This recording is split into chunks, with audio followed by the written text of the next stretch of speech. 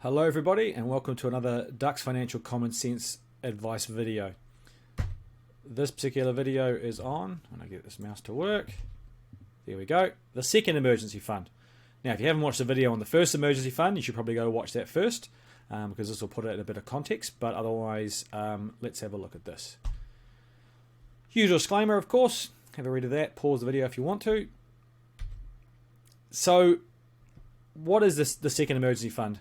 Well, first off, you've got to have the first fund sorted first, which is another video. It's $1,000 to cover basic costs.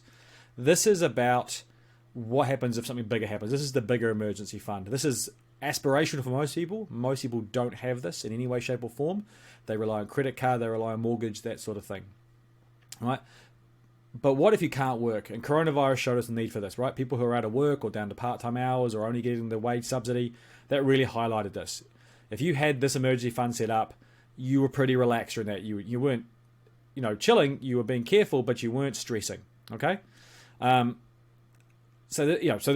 having this emergency fund, you can reduce the cost of insurances because you don't need as much, reduce the stress because you know you've got the money set aside, and it gives you opportunities because maybe you can take a long holiday, maybe you can start a business, and you've got some costs set aside.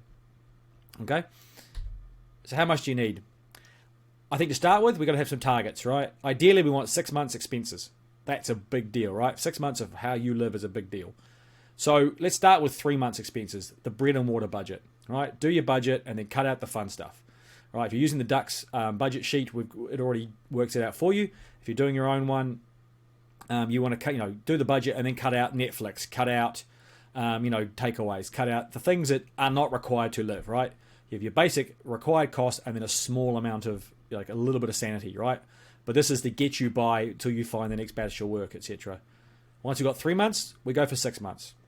Once we've got 6 months, we go for 6 months of our normal budget, right?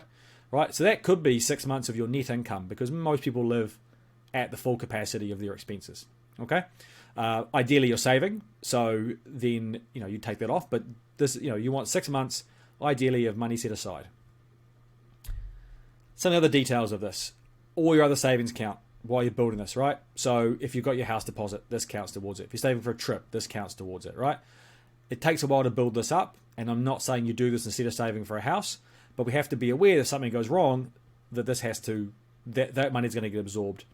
You might even have money sitting in a revolving credit, right? Not ideal, right? I've talked about not using debt before, but it's a place to start. Once it's in there, at least you've got access to it, but then you want to build beyond that, right? So it's aspiration. We do this in stages. We're not trying to go full out for this. We should, but life gets in the way. Over time, that stuff will get split out so that instead of having, your emergency fund built up of your travel fund, your house deposit, some revolving credit, etc., you've got that set aside and you've got literally just your emergency fund sitting there.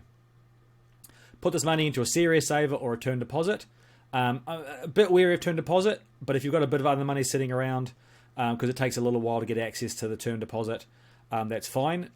I might do $5,000 or $6,000 sitting in the serious saver and the rest in term deposit if that's what I want to do in terms of term deposit, just to mean that some of it's available now, right? Because term deposit can take a little while to get out depending on where you're at, and you don't want to get stuck with penalty fees, etc. And as your budget changes, your expenses change, you need to increase this, right? If you add more expenses, this has to go up.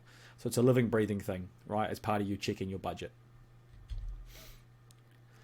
So that's really it, right? This is about making sure that if it hits the fan and you've got no work, no income, and you need expenses for 3 to 6 months, you're building up that money and you just rely on savings, okay?